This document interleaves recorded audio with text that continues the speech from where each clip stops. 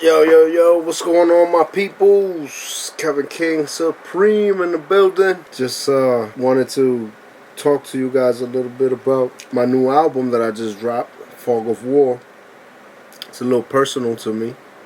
And the reason why I want to share is because I want you guys to understand what you're listening to when you do. Now, one of the things that I wanted to point out about this album is that it's not as clean as you might expect, or from a new modern album. It has a lot of artifacts in it. I recorded it with the mentality that I was at war, or just always thinking in a gritty moment and stuff like that. So most of the songs, you're gonna hear some grit to it. You're gonna hear some artifacts, some things that don't usually belong in a recording. Like little noises here and there. Believe it or not, when I was in Iraq, because I went to Iraq in 2009 as a Marine. When I was in Iraq, I found some time to make music. I literally had my microphone with me. I had my laptop. I had my headphones. I had FL Studio program in my PC laptop, and I made music. And it was obviously it was never in the best place, because there's always noise going on outside, whether it's a sandstorm or a daggone explosion, or a fire pit, burning, or just a bunch of equipment always operating and stuff like that outside of my quarters. There was never a dull moment where you could, record like if you were in a studio or something like that, where you could get pristine sound and high quality noise cancellation and whatnot. None of that stuff was available. So, I kind of had that mentality when I was recording this album, and I purposely overlooked a lot of the nuances that you wouldn't regularly find in a pristine, let's say, modern type of album or whatever. So that gritty vibe is one of the things that I wanted to make understood by my listeners, because a lot of people might listen to it and just think that I didn't pay attention to these details. No, they were done on purpose. Everything has its purpose. We're at peace today, here in this country at least. But we weren't always at peace. Many times in our past we've been at war, and we've had to go through those wars in order to reach the status of peace, the general status of peace, and for things to change and conflicts to dissolve and be resolved. War has to happen, and war is an ugly thing, and there's a lot of things that stick to us about each one of those wars, whether we want them to or not.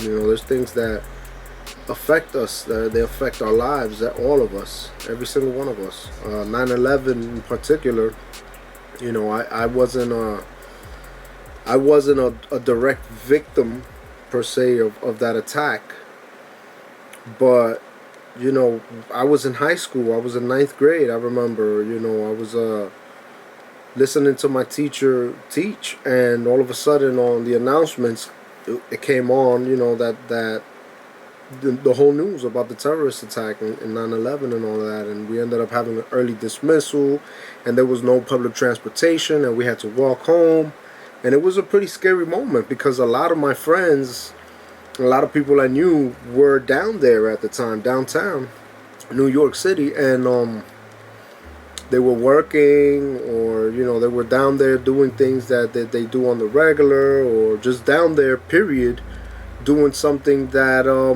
they had to do that day, and they ended up getting caught in the crossfire. And we don't have them with us today, over 3,000 people, and like I said, that affects all of us in many different ways. Some of us may have been directly victimized by that event, and some of us may not have, but we were affected still in different ways. Things that changed around us due to the events of that day, things that changed around us ended up forcing us to change with the times and with everybody else, with everything else, and all of the other systems that were changing at the moment. We all had to adapt to move forward. Adapting is a very useful technique. It's a very useful method of living.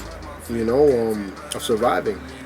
There's another version of that war going on here at home on a daily basis for some people, for many people, not just for militants, not just for soldiers and Marines and sailors and whatnot and airmen, for regular civilians. A lot of civilians live in neighborhoods where violence exists on a regular basis, and they're affected. Their daily lives are affected by that status. The way that their kids grow up, the way that we raise our children, the way that we were raised, the way that the law, affects us. A lot of that stuff is really directly affected by the violence and just different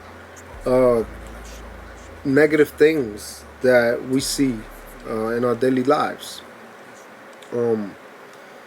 So it's comparable. It's very comparable. Fog of War is basically the afterthought of what happened during the war. Many times after a war, or after fighting a war, a warrior can look back and try to remember all of the events that took place, and they may sometimes get it wrong. They may sometimes misplace or chronologically misplace certain events or the order of certain events the way they took place in reality. And those are things that are normal for a person who has been traumatized in such a manner, like through war. And many times we don't really know how to measure why those things happen or how those things get mumbled up in our heads when we're speaking about them. But nonetheless, it's good to speak. It's good to speak about it. It's good. It's good to let it out. It's good to let it out. It's good to have an outlet. It's good to have hopefully a professional person that knows how to process that information and give you some kind of perspective, some kind of professional perspective about it. That's very helpful for people who go through those traumatizing events. But we all go through traumatizing events in our lives. Every single one of us, all of us as human beings. Whether it be a loss of somebody that we love, whether it be an injury that one of us incur, whether it be some kind of disappointment or letdown or some kind of guilt, or there's things that haunt us sometimes. There's realizations that we have, epiphanies that we have in life. Sometimes epiphanies are us waking up out of traumas. Believe it or not, like, we live through traumatizing lives. That's a normal thing.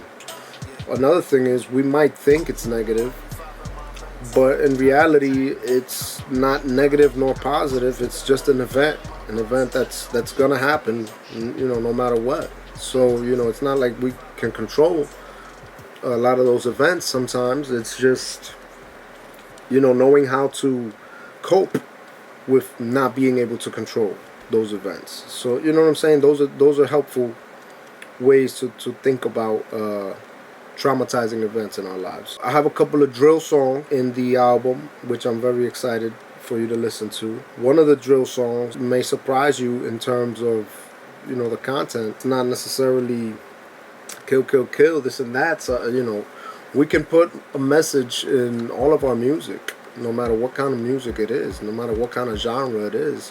Nowadays, people connotate, murder and crime to drill music.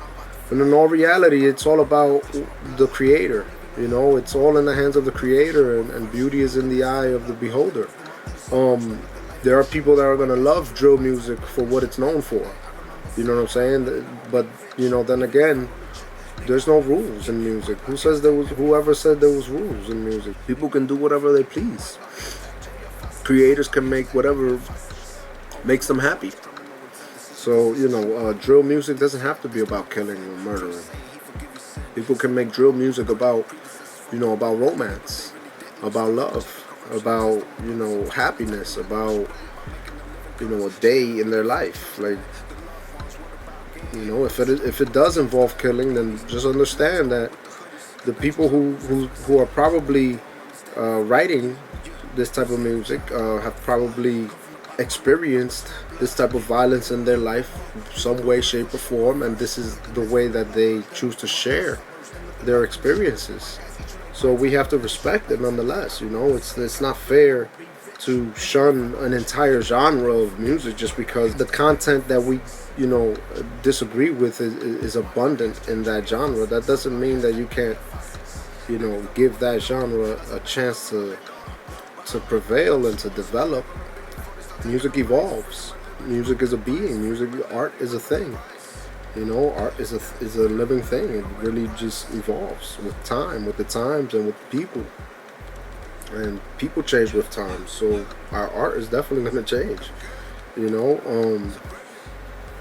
How fast, when, we don't know. We don't, how, we don't know. We don't know what it's going to become. I challenge every artist that's interested in drill music, to make different type of music or different type of content within the drill genre that doesn't have to do with what everybody expects that music to connotate. You know what I mean? Like,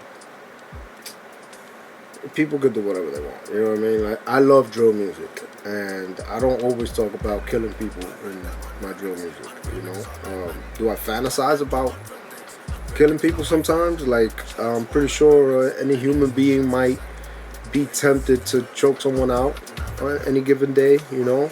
If choking out is your threshold of violence, then then choking out is what you're gonna imagine. But if you've seen people killed with guns and knives and fist fights, then your temptations might really push that threshold a little bit further. You might fantasize about doing something a little bit more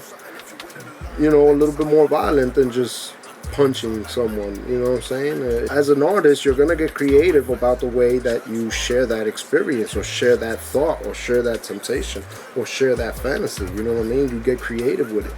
You think of different ways to lyricize that those type of experiences. If you watch movies, you've grown up all your life watching movies about violence and people shooting each other and stabbing each other. And the day that you decide to write a lyric about how creatively you're gonna carve someone up, then that shouldn't necessarily mean that you're trying to promote killing or anything like that.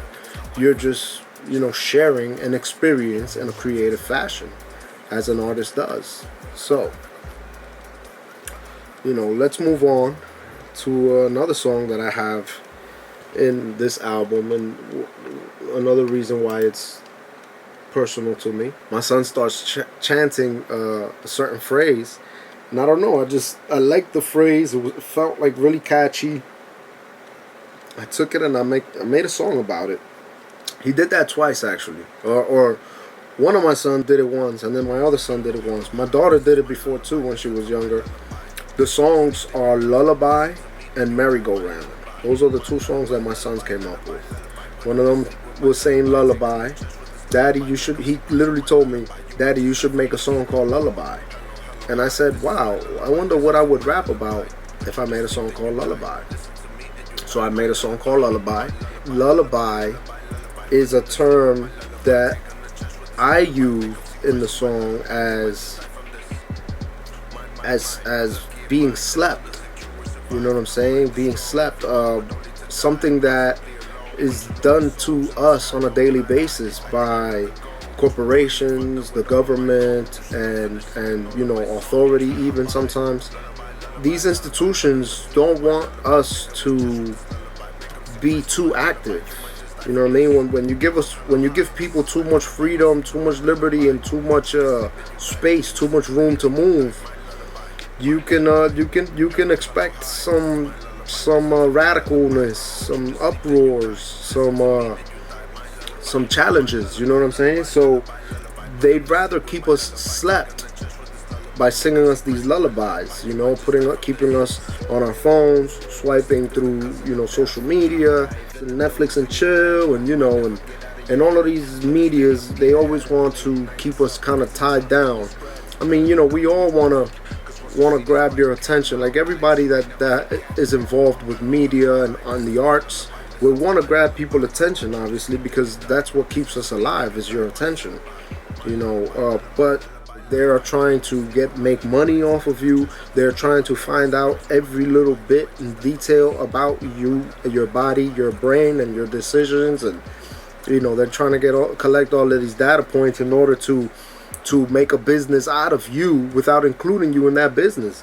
They'll sell your information. They'll sell all the data points that they collect on you to other companies that are going to do the same exact thing. Use all of this information to take money from you, to get money from you, to make you buy their products and make things that they know you're going to like by finding out exactly what you like. The institutions are notorious for just sucking us dry of our money. You know what I'm saying? Or trying to, at least. Us as artists, not all of us are trying to get you to spend your money and whatnot. You know what I'm saying? We all have very unique ideas that we would love to share with our audience. And obviously, one of the ways that you can show your appreciation for our art is by giving us money, or buying our products, or buying our merchandise, or buying our music, or streaming our music even. But showing us appreciation for what we do by paying us is one thing. Us figuring out a way to just get in your pocket, you know what I mean? That's a whole different story. Like, and really doing it, you know what I'm saying, on a really large scale, and not giving back in a proper fashion. Those I would say those are bad intentions. I do appreciate anybody who listens to my music and my art and shares it. And I hope that you really get something from it. I'm very appreciative of that. So thank you guys so much.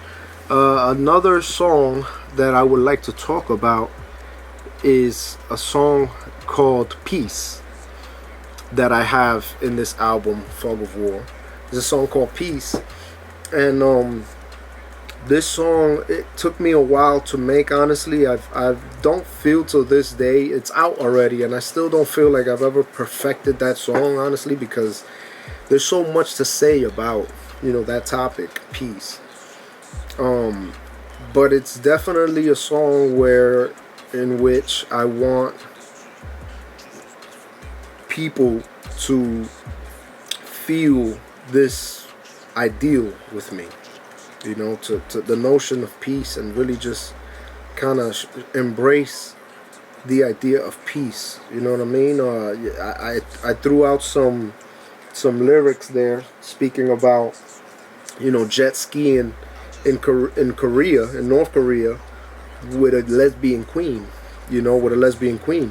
And those are things that are fantastical, because right now they wouldn't be able to occur out in the open, at least, because in that part of the world, you can't openly be a lesbian. And for her to be a lesbian queen in North Korea, that would be a huge oxymoron. So those are little things here and there that I would like to to throw out there and share with you guys, so you guys can appreciate all the details that I put in this music. I got more coming. We got more videos coming. We got a lot of work. Okay Beatz is nowhere near finished with all of the plans that we have. It's been a joy working with Chapo 156, Kilo Brian, La Leyenda, Yandiel El Nene Royal, my guy Foreplay, and so many more. It's been a pleasure and a blessing, really. Every other month at least, we try to put something out, whether it's an album or a single, mostly albums.